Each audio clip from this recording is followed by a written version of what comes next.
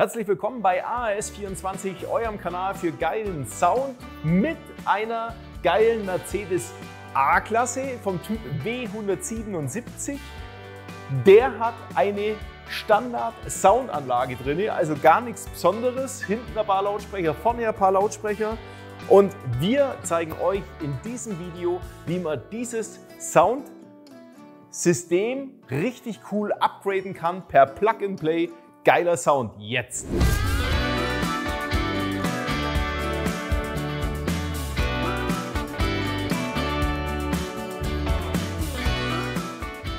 Für die Installation deines neuen Sound-Upgrades wirst du wahrscheinlich so 1,5 bis 2 Stunden benötigen. Und ich zeige euch jetzt, wie das Ganze zusammengestellt ist und was es damit auf sich hat. Kernstück unseres Sound-Upgrades ist erstmal ein kleiner Verstärker. Und das meine ich so, wie ich sage, der ist wirklich so klein, dass wir den später super easy in der Mittelkonsole unterbringen können, ohne irgendwelche Probleme. Und das ganze Stück hier hat 6 Kanäle, 6 mal 60 Watt RMS-Leistung. Das heißt, wir haben jetzt 2 mal 60 Watt RMS für das Frontsystem, 2 mal 60 Watt für das Hecksystem und 2 mal 60 Watt RMS-Leistung für einen Subwoofer. Zu dem Subwoofer kommen wir später noch. Die Endstufe hat nämlich auch einen eingebauten Soundprozessor, den ich für euch, für dieses Fahrzeug schon fix und fertig programmiert habe. Hier ist die Laufzeit korrigiert. Wir haben ein super geiles Equalizing drauf, das sehr, sehr harmonisch und cool klingt. Und natürlich die Frequenzweichen neu gesetzt, damit die Lautsprecher einfach noch belastbarer sind. Weil eins vorweg, im Prinzip bleiben fast alle Original-Lautsprecher im Fahrzeug so drin, wie sie jetzt auch verbaut sind bei dir. Lediglich die 2 vorderen Hochtöner in der A-Säule, die tauschen wir aus, weil die originalen Hochtöner, und so schaut der hier aus, ist halt wirklich so ein bisschen ein Quäker. Also der nervt euch, wenn ihr lang laute Musik hört, und das macht unser neuer 25 mm Gewebe-Hochtöner nicht mehr, und der ist auch wirklich easy zum Installieren. Deswegen haben wir gesagt, unser Sound-Upgrade besteht aus einer 6-Kanal-Endstufe, die fix und fertig programmiert ist, 2 neuen Lautsprechern bzw. Hochtöner für die A-Säule vorne und natürlich der passende Kabelbaum, damit ihr die Endstufe im Plug-and-Play-Verfahren anstecken könnt und bock easy installieren könnt. Damit hätten wir die V1-Variante, damit ihr euch im Prinzip frei entscheiden könnt, welchen Subwoofer ihr für euch im Kofferraum haben möchtet. Wollen euch da nicht eingrenzen. Wir geben euch aber auch V2 gleich mit an die Hand, weil wir bauen in unserem Fall gleich den Audison APB-X8 DS mit in das Fahrzeug mit ein. Das ist ein 20 cm Subwoofer im Downfiring. Das heißt, der Subwoofer wird so installiert im Kofferraum und ihr könnt alles Mögliche drauflegen. Der Subwoofer arbeitet von unten richtig geil raus und macht einen super coolen Bass. Wie gesagt, total anwenderfreundlich und easy anzustecken. Deswegen gibt es eben die V2, wo wir dieses ganze Set zusammen für euch zur Verfügung stellen. Und wer jetzt ein bisschen noch mehr Bass haben mag, es gibt diese Variante auch als APB-X10 DS. Das ist dann ein 25 cm Subwoofer, der fällt im Gesamten noch ein Stückchen größer aus. Der müsste sich dann quasi den Subwoofer dann zulegen, und dafür gibt es dann die V1, wo eben kein Subwoofer mit dabei ist, und die 2 Sachen miteinander kombinieren. Unsere Empfehlung ist ganz klar, wie wir es jetzt in dem Fahrzeug hier einbauen, weil der nimmt nicht allzu viel Platz im Kofferraum weg. Ihr werdet es gleich sehen.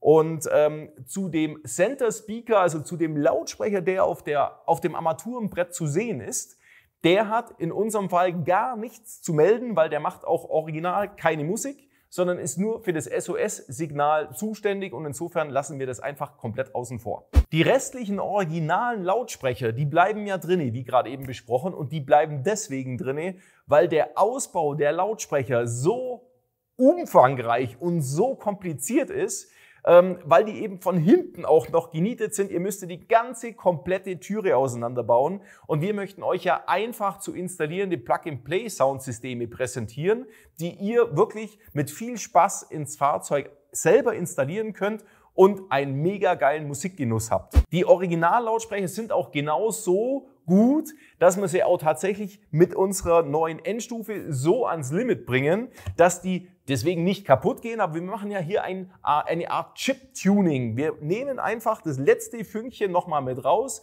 geben ein bisschen mehr Power rein, weil das originale Autoradio einfach viel zu wenig Power hat. Das hat sogar so wenig Power, das hat viel zu wenig, was die Lautsprecher eigentlich können. Das heißt, wir bringen jetzt die Lautsprecher erstmal dahin, wo sie eigentlich wirklich spielen können. Um überhaupt an die Türlautsprecher ranzukommen, müsste man die Türverkleidung abnehmen. Das ist ja bei den meisten Fahrzeugen jetzt nicht so das Problem. Aber dann erkennt man schon, dass der Lautsprecher von vorne keinerlei Schraub- oder Nietmöglichkeiten hat, sondern man sieht einfach erstmal gar nichts, wie der festgemacht ist. Und jetzt müssten wir den kompletten schwarzen Aggregateträger entfernen mit ganz vielen Schrauben. Und den würden wir noch nicht mal wegkriegen, bevor wir nicht das Fenster auch noch aushängen, abhängen. Und dann kommen wir nur von hinten an die Nieten dran, um den Lautsprecher zu entnieten. Aber dann hätten wir noch nicht mal irgendwie einen passenden Ersatz, weil es eigentlich keine Lautsprecher gibt, die für diese Variante passen. Beginnen wir mit der Installation der neuen Hochtöner, weil das ist echt easy.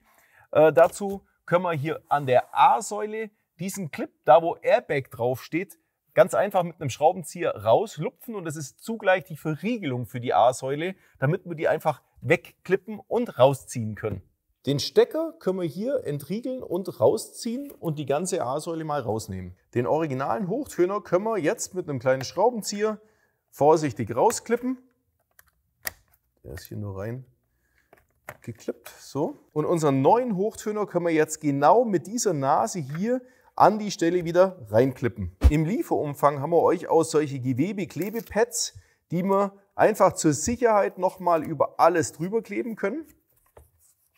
So, dann bleibt der da garantiert für immer. Und diese Frequenzweiche, das können wir ebenfalls nochmal mit so einem Klebepad hier direkt an der A-Säule fixieren und haben auch gleich den passenden Stecker hier wieder mit dazu. Der Stecker ist so vorbereitet, dass ihr diese Nase hier in dem Eck in diese Führung mit reinbringt und dann das ganze gute Stück hier anstecken könnt. Dann können wir sie wieder genauso hinmontieren, wie wir sie wegmontiert haben. Achtet bitte aber auch beim Einführen der A-Säule in den alten Schacht, damit ihr unter diesem Gummi schon drin seid, unter dem Außengummi und in der Führung hier drin. Und wenn das hier passt, dann könnt ihr den Clip auch wieder ordentlich hier reinmachen und den Stöpsel hier wieder ebenfalls arretieren. Kommen wir zur Installation des Verstärkers und den müssen wir direkt an der Radioeinheit anschließen, also das Gerät, wo den Sound praktisch jetzt schon im Fahrzeug produziert und das Gerät, das steht direkt hier unten drin, senkrecht drin und die Anschlüsse sind von unten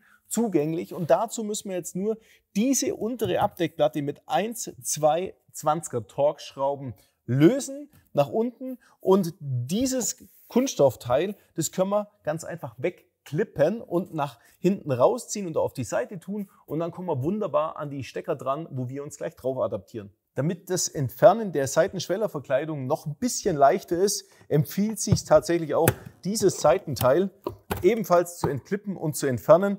Dann ist hier das keine Barriere mehr. Jetzt seht ihr unter der Verkleidung an der Außenseite von der A-Säule diesen Blechkasten. Und hier sind 2 Stecker, die ihr löst, indem ihr hier diesen Riegel nach unten schiebt. Also den hier nach unten.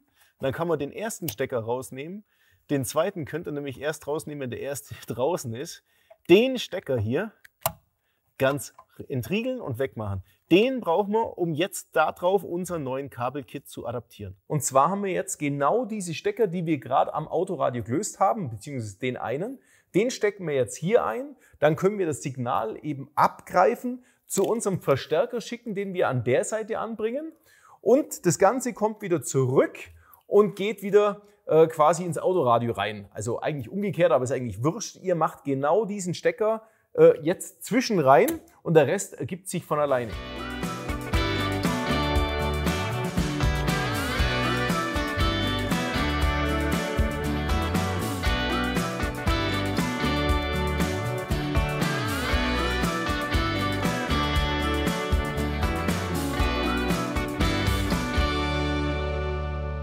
Jetzt kommen wir schon zum Anschließen und zum Verstauen der Endstufe. Zum einen haben wir natürlich jetzt noch einen Subwoofer-Pegelregler, den wir zu eurer Endstufe mit dazulegen, damit ihr den Subwoofer separat nochmal laut und leise machen könnt während der Fahrt, je nach Geschmack. Der lässt sich, oder die Fernbedienung lässt sich hier mit diesem Telefonstecker, mit dem Western-Stecker anstecken und da könnt ihr einfach einen Platz suchen, wie es euch am liebsten ist, dass ihr da dran kommen könnt. Ihr könnt natürlich auch den Subwoofer-Pegelregler weglassen, dann ist der Subwoofer halt immer auf maximal eingestellt, beziehungsweise wir haben hier noch eine Einstellmöglichkeit für euch, den Subwoofer entsprechend anzupassen. Hier, Gain 2, das ist der Regler hier. Wenn ich Linksanschlag habe, ist der Subwoofer im Prinzip 0, kein Pegel. Und je weiter ich den nach rechts drehe, umso mehr Pegel habe ich bis zum Maximum Rechtsanschlag. Hier kann ich die Grundeinstellung machen, aber wie gesagt, normalerweise Pegelfernbedienung, die solltet ihr an für sich mit anschließen, dann ist es auch während der Fahrt locker und lässig möglich. Zweite Sache hier noch, der Mode-Schalter 1 oder Stellung Nummer 2. Wir haben das jetzt extra so gewählt, der Schalter muss bei der Variante, so wie wir das hier in dem B177 jetzt anschließen, mit dem Subwoofer, steht die Position auf 1. Sollte der auf 2 stehen, wird der Subwoofer keinen Ton machen. Also hier bitte drauf aufpassen. Immer auf 1. Wir liefern aber die Endstufe in den Grundeinstellungen richtig aus. Und Gain Nummer 1 oder Control-Regler Nummer 1 ist an der Stelle tatsächlich völlig unbelegt. Da braucht ihr gar nichts dran zu machen. Also es geht hier eigentlich tatsächlich nur um den Subwoofer. Und wir können jetzt auch die Pegelfernbedienung hier mit anstecken. Wir können jetzt bereits auch das Subwoofer-Kabel, das wir ja noch neu verlegen müssen, ebenfalls mit anstecken. Und jetzt haben wir von unserem Kabelkit den Hauptstromanschluss, den wir jetzt auch schon fix und fertig angeschlossen haben. Und das ist im Prinzip der Rest, was zu tun ist, die Endstufe in die Mittelkonsole unterzubringen. Ich zeige euch gleich, wie man das Kabel da hinlegt und wie man da hinkommt. Das ist nämlich ganz einfach. Man braucht ja nur den Teppich hier an der Seite jetzt etwas rausziehen. Das ist relativ easy und entspannt gemacht. Und jetzt können wir das ganze Kabel oberhalb von unserer weggebauten Klappe bis zu der Position unter die Mittelkonsole legen und dort die Endstufe unterbringen. Die liegt da wunderbar drin, die kann nirgendwo hin. Die untere Verkleidung können wir jetzt schon wieder zumachen und genauso mit den 2 Schrauben wieder verschrauben, wie es vorher war. Und jetzt können wir die Endstufe ganz hinten so quer reinschieben, dass das ganz hinten hier seinen Platz findet. Und da ist die Endstufe auch super aufgehoben und können das jetzt mit dem Kabel hier auf die Seite, alles in den Hohlraum, der ist relativ groß hier, unterbringen. Und wir können natürlich auch jetzt den Teppich wieder hier drunter verstauen.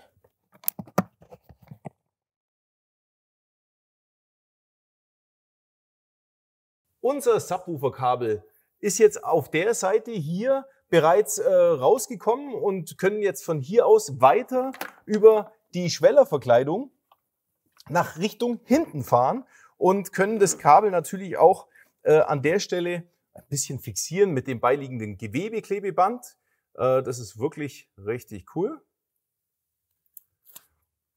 Und können das hier am Blech fixieren, wo überhaupt nichts passiert. Und können jetzt unter der nächsten Verkleidung von der B-Säule das Kabel wunderbar bis nach hinten ziehen. Und unterm Sitz geht es jetzt gleich weiter, also unterm Rücksitz. Den kann man nämlich einfach nach oben entriegeln und dann hier ein bisschen hochlupfen. Und von hier unten sieht man dann 2 Clips, die man noch löst. Und jetzt können wir nämlich unser Kabel direkt hier unten drunter weiterfahren. Und jetzt sind wir schon unterm Sitz und können unterm Sitz das Kabel direkt nach hinten in den Kofferraum durchreichen. Und hier können wir jetzt unser Kabel durchziehen und entsprechend die Überlänge unterm Sitz lassen und das so lang ausrichten, dass es halt zum Subwoofer reicht. An dem Anschlussterminal unseres Audison Subwoofers haben wir hier wiederum diesen Molex-Stecker, der mit einem Plug bereits versehen ist. Den nehmen wir raus und können jetzt unseren Molex-Stecker direkt anstecken und haben somit auch gleich, wenn ihr den Woofer mal rausnehmen müsst oder wieder reintun müsst, einen verpolungssicheren Anschluss, der sich ganz leicht ab- und anstecken lässt.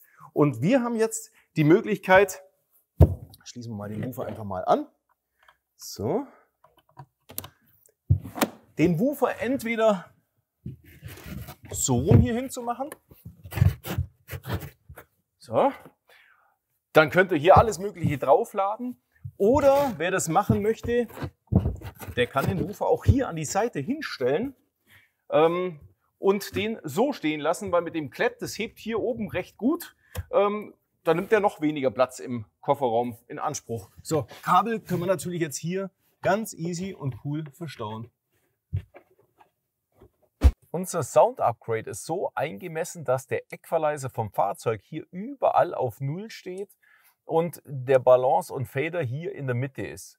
Ihr könnt natürlich nach Belieben auch noch das ein bisschen verändern, wenn ihr sagt, na, ich habe ein bisschen weniger Bass, ein bisschen mehr Bass oder bei den Höhen. Das könnt ihr natürlich verändern. Ich will nur damit sagen, dass das die Basis ist. 1, 2, 3, los geht's mit unserem Soundcheck. Hören wir mal ganz kurz rein und ich drehe mal ein bisschen auf.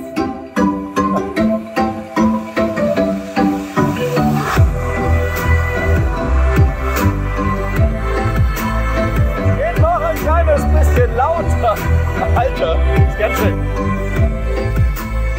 Also, jetzt kurzes Fazit. Ich zeige euch gleich nochmal einen Song, aber die Lautstärke ist natürlich deutlich hörbar, dass ich mich ganz angestrengt nur mit meinem Nachbarn unterhalten kann, was ihr mit der Originalanlage quasi bei Vollgas problemlos machen könnt.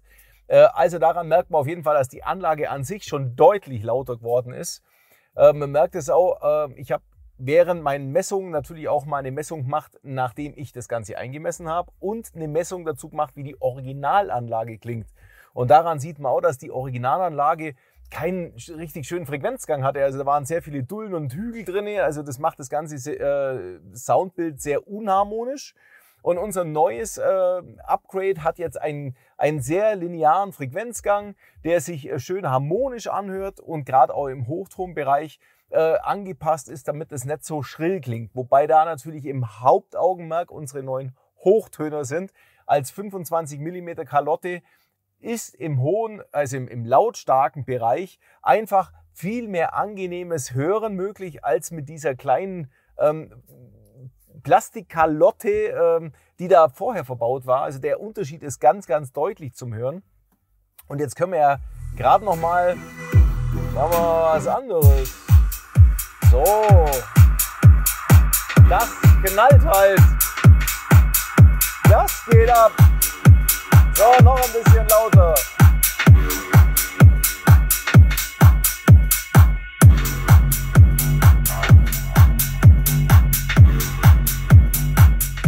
Also das ist schon echt phänomenal, was so eine kleine Endstufe, die ja da nur drin ist, auf einmal rauszaubert. Und auch der Bass im Kofferraum, das war jetzt der 20 cm APBX8 DS. Der ist echt schon richtig geil, der untermalt den Bass brutal und auch wenn ihr Hip-Hop oder sonst was hört, wo so richtig untenrum gearbeitet wird, da macht er überall mit. Es gibt aber, und das möchte ich euch ja nochmal betonen, auch den APBX10 DS, für all die, die da also so richtig in der Magengrube was haben möchten. Da ist nochmal ein Unterschied zu hören. Also wie besprochen bei der Produktvorstellung schon, V1 kaufen und den APBX10 DS dazu.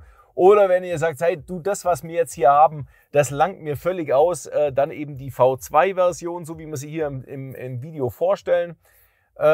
Ich glaube, ich bin soweit durch. Was gibt es sonst noch zu sagen? Es gibt vielleicht noch was zu sagen, dass die hinteren Lautsprecher und die Tieftöne haben wir ja nicht ausgetauscht. Ja? Also die sind alle original. Aber trotzdem, dieses Sound-Upgrade mit der mehr Leistung peppelt alles auf und ihr habt auch ein viel besseres Raumgefühl mit den hinteren Lautsprechern, wenn die auch richtig mehr Power kriegen, dass die Stimmen und so weiter alles schön hier in einem Guss, man hat das Gefühl, man sitzt mitten im Sound und das ist echt beachtlich. Naja, also was soll ich sagen, ihr müsst es selber ausprobieren. Alle, die jetzt eine A-Klasse W177 mit Standard-Lautsprechersystem haben, die dürfen jetzt mal loslegen. Und ich würde mich natürlich auch freuen, wenn ihr Kommentare unten in dieses Video reinschreibt. wie ihr mit der Anlage dann zufrieden seid. Labert der Olli nur einen Haufen Bullshit und ihr habt Riesenprobleme beim Einbauen, klingen tut es dann auch schlecht? Oder ist es doch so, vielleicht wie ich das hier zeige und wie ich spreche? So, ich freue mich auf euch und wünsche euch einen schönen Tag. Bis zum nächsten Video, euer Olli.